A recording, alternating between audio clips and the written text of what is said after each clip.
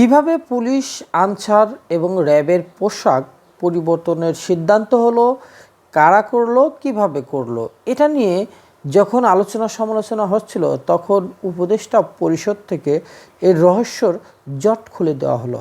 গোপনে ভোট হয়েছিল এবং 18টি পোশাক নিয়ে যখন ভিন্ন ভিন্ন মত আসছিল এবং সিদ্ধান্ত নিতে পারছিল না, তখন তারা গোপন ভোটের আয়োজন করে। জানা গেছে যে মূলত বৈষম্য বিরোধী ছাত্র আন্দোলনের দমন পীড়নের অভিযোগ ওঠায় পুলিশ এবং র্যাবের প্রতি সাধারণ মানুষের যে অনাস্থা তৈরি হয়েছে তা দূর করতেই এই পোশাক পরিবর্তনের সিদ্ধান্ত।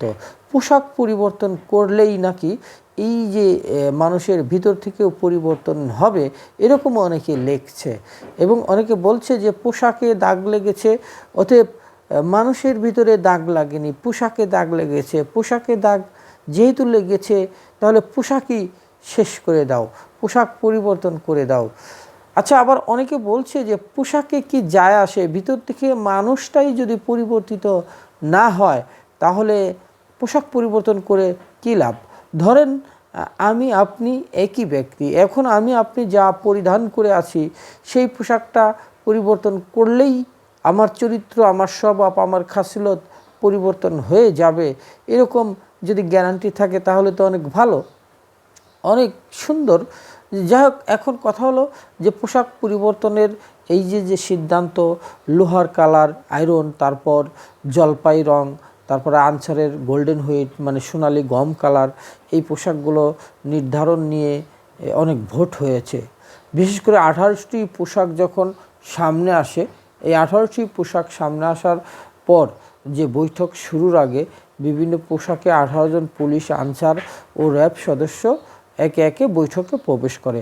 কিন্তু কার জন্য কোন রঙের পোশাক হবে তা নিয়ে বিভিন্ন মতামত আসে, কেউই একমত হতে পারছিলেন না।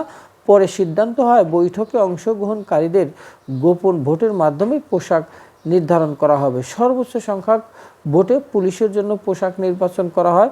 এরপর দ্বিতীয় সর্বোচ্চ ভোটের ফলাফলে র্যাবের পোশাক এবং তৃতীয় সর্বোচ্চ ভোটে আনসারের পোশাক নির্ধারণ করা হয়। অর্থাৎ 18টি পোশাক থেকে 3টির পক্ষে বেশি ভোট পড়ে। এরপর 3টি পোশাক অনুমোদন দেয় আইন শৃঙ্খলা সংক্রান্ত উপদেষ্টা পরিষদের কমিটি।